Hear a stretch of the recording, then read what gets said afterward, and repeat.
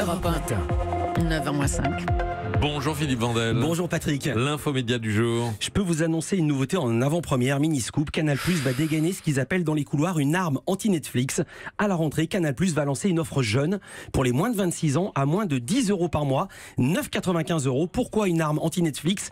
Car ce tarif a été aligné sur celui de Netflix. Pour ce prix, vous aurez plus de 400 films inédits, toutes les séries de Canal+, 3 matchs de Ligue 1, 3 matchs de top 14, c'est du rugby, de la Formule 1 et le tout sur Internet, tablette ou smartphone, et comme c'est une offre pour les jeunes, ce sera sans engagement. Et avec ceci, ce sera tout? Ce sera tout, l'addition, comme on dit dans les justement, boulangeries. 9,95. Il était temps que Canal reprenne la main. Je ne sais pas si vous avez vu cet article, l'effondrement des résultats de la chaîne Canal+.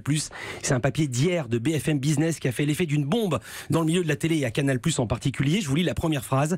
Hier largement rentable, la chaîne cryptée est devenue lourdement déficitaire en raison d'une fuite de ses abonnés, mais également de l'évaporation de l'audience de ses émissions en clair qui ont vu leurs recettes publicitaires divisées par 10. La chaîne, c'est pas le groupe qui le chapeaute, mais quand même, c'est un tissu de conneries, dit en privé l'un des big boss du groupe. Je vais pas rentrer dans les détails, mais selon eux, l'article oublie tous les coûts de distribution, marketing, pub, décodeur, commission vendeur, service client. Et avec ces coûts, la chaîne perdait déjà de l'argent en 2012 et l'arrivée de Being Sport n'a rien arrangé.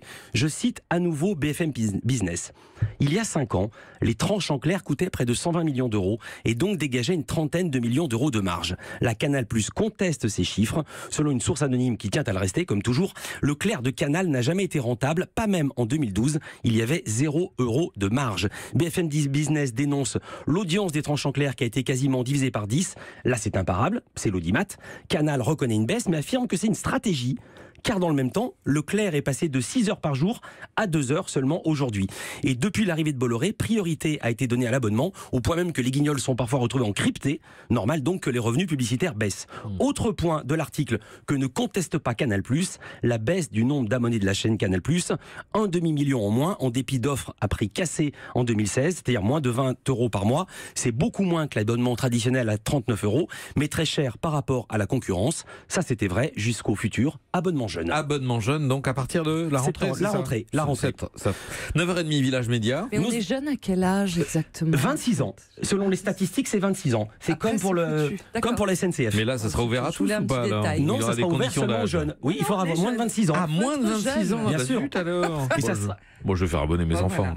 voilà. alors. Allez, hop. Il y a plein de gens qui sont déjà en train de calculer Mais ça. oui, tiens, allez. Mes Village invités, Média, il est un peu 9h30. plus, Samuel Etienne, nouveau présentateur de Questions pour un champion qui bat désormais les scores de Julien Lepers, et Catherine Ney, grande voix d'Europe 1 pour un documentaire sur Pompidou et De Gaulle. Très bien, à tout à l'heure, Philippe Vandel.